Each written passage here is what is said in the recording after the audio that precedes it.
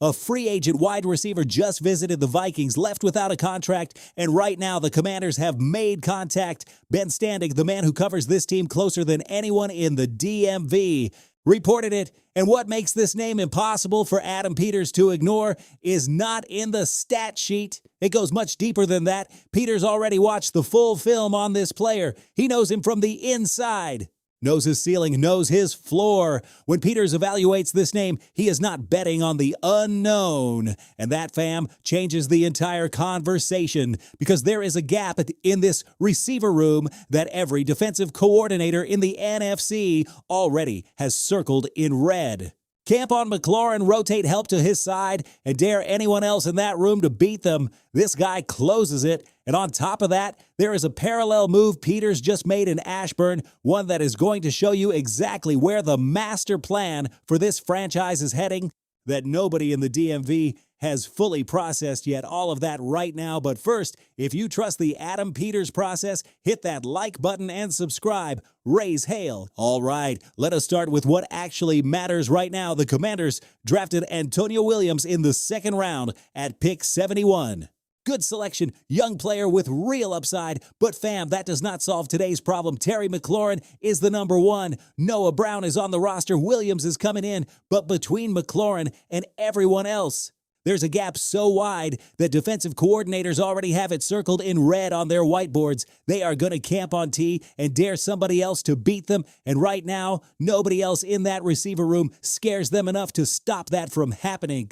And then there is Jauan Jennings. Jennings visited the Minnesota Vikings. He left without a deal. The Commanders have made contact, though Ben Standig, who covers this team closer than anyone in the DMV, reported it was more due diligence than an aggressive pursuit. But here's what I want to break down for real. Is Jennings actually the missing piece for this offense? I think yes, and I am going to tell you exactly why.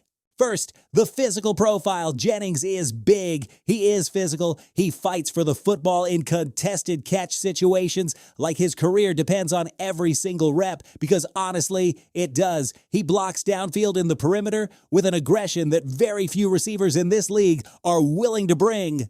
And that is not a small detail for an offense that wants to be balanced and physically dominant. When you have a receiver who blocks with that kind of nastiness, you are telling every defender that they cannot be sure if the pass is coming or the run is coming to their side. That creates spacing, that creates hesitation, and hesitation in the secondary is points on the scoreboard for Washington. Second, the trajectory. In San Francisco, Jennings was quietly ascending year after year, building credibility inside Kyle Shanahan's system, and last season with the Niners starting to dismantle that roster, there were games where he was clearly the best receiver on that offense, not the most famous, the best. And there is an enormous difference between those two things that real film watchers understand. Third, and this is the part that matters most to me tactically, Adam Peters knows him. Peters was in San Francisco. He saw Jennings in practice, in film sessions, in game preparation, in high-pressure moments when the stakes were real. He knows exactly what the ceiling looks like. He knows what the floor looks like. He knows how this player fits into an offense and what he needs to perform at his highest level. When Peters looks at Jennings, he's not gambling on the unknown. He is signing someone whose full film he has already seen. And in the world of front office decisions, that information advantage is worth a tremendous amount. Now, let me keep it a buck because honesty matters here. Jennings is not beloved around the league by opposing players. He had a very public confrontation with Carolina Panthers safety Trayvon Moehrig last season. Defensive lineman Shelby Harris went after him in the media for his on-field behavior, and reports indicate he priced himself out of the early free agent wave by asking for too much money. But, and this is where honest analysis separates from the noise, the drama around Jennings tells me exactly what I want to know about a receiver. The defenders who hate him are the ones who have to cover him. The linemen who criticize him publicly are the ones he embarrasses at the line of scrimmage. And the receivers nobody talks about are the ones nobody needs to worry about guarding. Jennings generates conversation because he generates problems for defenses. And in terms of what that means for Jayden Daniels, that is exactly what Washington needs on the opposite side of the formation. Let's talk about what that combination with McLaurin actually looks like schematically. Terry operates at his best when the cornerback across from him cannot simply play press coverage without consequences, when there is another receiver on the other side who can win one-on-one with size and aggression. Terry sees less double coverage, less bracket, less safety rotation toward his side of the field. Jennings on the opposite side does not just produce on his own, he makes McLaurin more dangerous. That is what a real offense needs. Players who multiply the value of the players around them. So what is actually stopping this from happening? Two things. One, Peters may still be waiting on Brandon Ayuk. Daniels wants that reunion. There was chemistry in San Francisco. Beat reporters have been linking Washington to Ayuk for months now, but San Francisco is not cutting him without compensation. And if the Commanders are not willing to send a late-round pick to speed that process up, the wait could stretch well past the point where it is useful for building chemistry during OTAs and minicamp. 2, Peters may genuinely feel okay about the current group. And fam, that concerns me.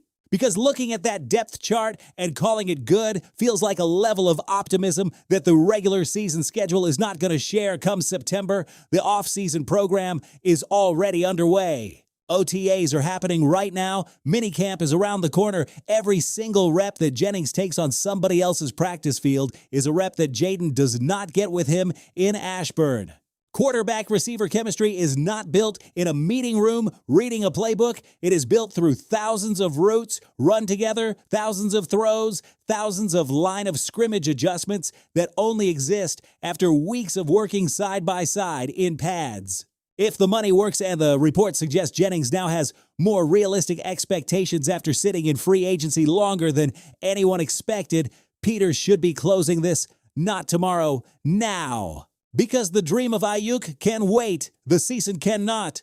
And precisely because we are talking about arming this team correctly around Jayden Daniels, we have to address the warning that Bleacher Report dropped this week. And even if it stings a little, it is a conversation this fan base needs to have, honestly. Brad Gagnon wrote a piece identifying the nightmare scenario for the Commanders in 2026. Jayden Daniels pulling a C.J. Stroud, 2 straight disappointing seasons after winning Offensive Rookie of the Year. Washington missing the playoffs. Again, a franchise that felt like it was ascending suddenly, looking directionless.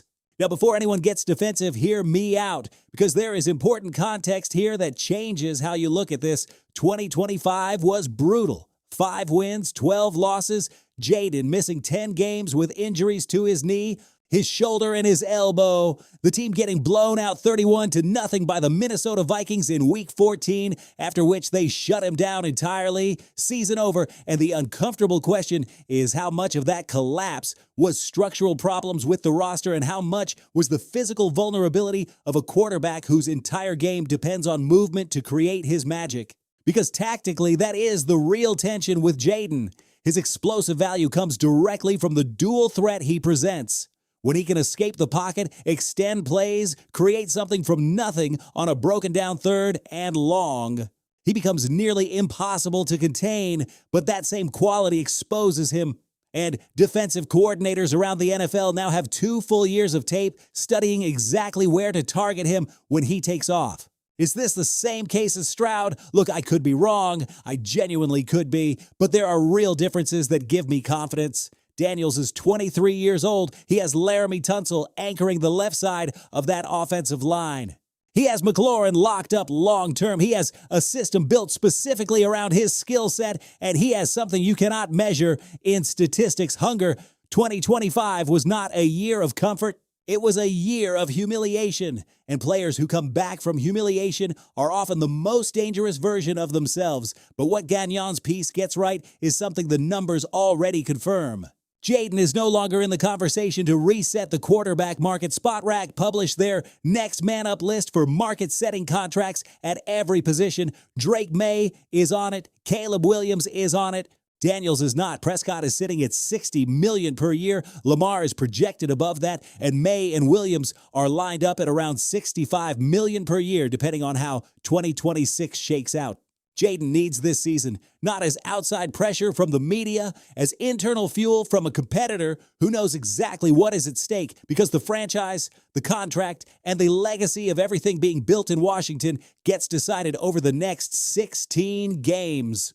And while we are talking about building correctly and what happens when a front office gets it consistently wrong, we close with Emmanuel Forbes. Because the Rams just declined his fifth-year option, and honestly, nobody in the DMV even blinked. Forbes was the number 16 overall pick in the 2023 NFL Draft. Rivera, who at that point controlled both the coaching decisions and the personnel decisions, selected him over Christian Gonzalez, who slid all the way to New England at pick 17. Gonzalez has his fifth-year option activated by the Patriots today. Forbes did not last 2 full seasons in burgundy and gold.